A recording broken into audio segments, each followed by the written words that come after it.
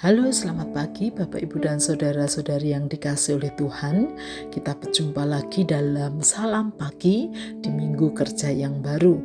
Dan kita bersyukur untuk penyertaan Tuhan dalam hidup kita. Mari kita berdoa sebelum kita membaca dan merenungkan firman Tuhan. Tuhan Allah yang mengasihi kami, tak henti-hentinya kami mengucap syukur kepadamu, waktu demi waktu, hari demi hari.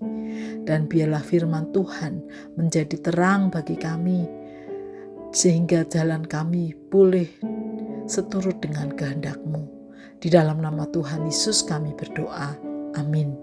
Bapak, Ibu, dan Saudara, kita akan membaca firman Tuhan dari kitab Wahyu pasal yang ke-7. Demikian.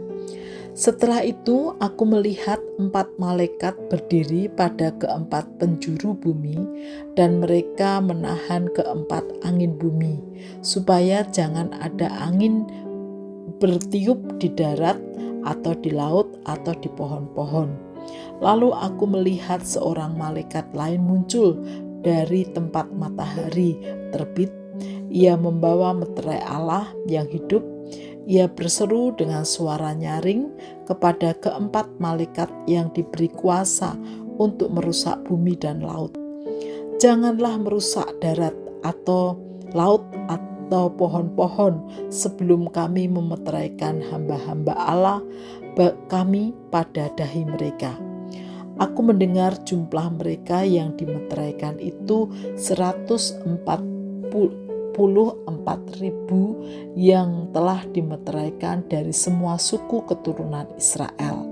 Dari suku Yehuda 12.000 yang dimeteraikan, dari suku Ruben 12.000, dari suku Gad 12.000, dari suku Aser 12.000, dari suku Naftali 12.000, dari suku Manase 12.000, dari suku Simeon 12.000, dari suku Lewi 12.000, dari suku Isakar 12.000, dari suku Sebulon 12.000, dari suku Yusuf 12.000, dan dari suku Benyamin 12.000. Setelah itu aku melihat sesungguhnya suatu kumpulan besar orang banyak yang tidak dapat dihitung jumlahnya dari segala bangsa, suku, umat, dan bahasa berdiri di hadapan tahta dan di hadapan Anak Domba, memakai jubah putih dan memegang daun-daun palem di tangan mereka. Dengan suara nyaring mereka berseru, "Keselamatan ada pada Allah kita yang duduk di atas tahta dan pada Anak Domba." Semua malaikat berdiri mengelilingi tahta dan tua-tua dan keempat makhluk itu. Mereka sujud di hadapan tahta itu dan menyembah Allah sambil berkata, "Amin, puji-pujian, kemuliaan dan hikmat, syukur dan hormat, kekuatan dan kekuatan bagi Allah kita sampai selama-lamanya. Amin." Lalu salah seorang dari antara tua-tua itu berkata kepadaku, "Siapakah mereka yang memakai jubah putih itu dan dari manakah mereka datang?" Aku berkata kepadanya, "Tuanku, Tuhan mengetahuinya." Lalu ia berkata kepadaku, "Mereka ini orang-orang yang keluar dari kesusahan yang besar. Mereka telah mencuci jubah mereka dan membuatnya putih di dalam darah Anak Domba.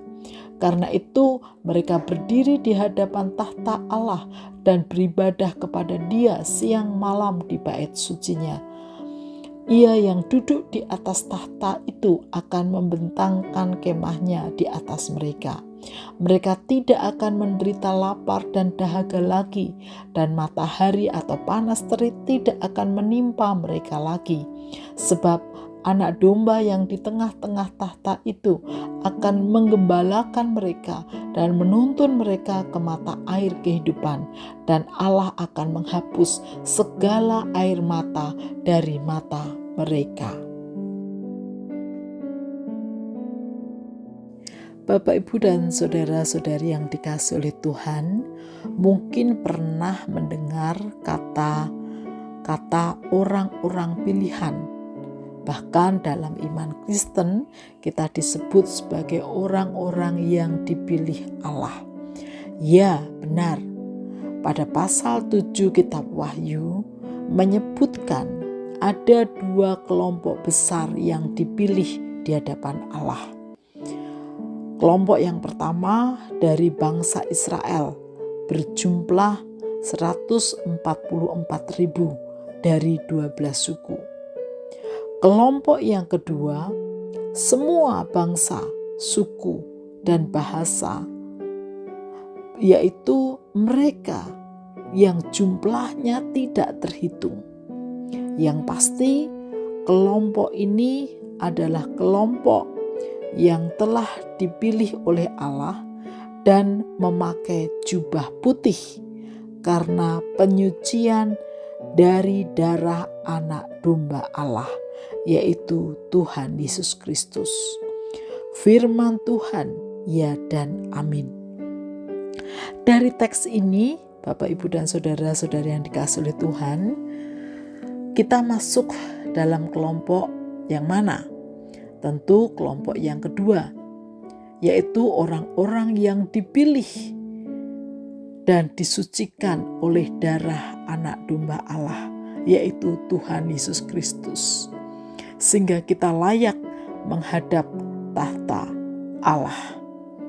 Karena itu, mari kita jaga apa yang telah kita dapatkan, jangan sampai terhilang oleh karena sikap atau perbuatan kita sendiri. Mari kita terus jaga dan setia kepada Tuhan. Mari kita berdoa. Tuhan Yesus, terima kasih. Di tengah segala keterbatasan kami, keberdosaan dan ketidaklayakan kami, Engkau memilih kami untuk menjadi umat pilihan-Mu. Engkau menyucikan kami. Engkau mengampuni segala dosa dan pelanggaran kami. Terima kasih ya Allah. Dan biarlah kami terus menjaga anugerah yang sudah Tuhan berikan itu di dalam Tuhan Yesus Kristus sampai selama-lamanya. Di dalam nama Tuhan Yesus kami berdoa dan mengucap syukur. Amin.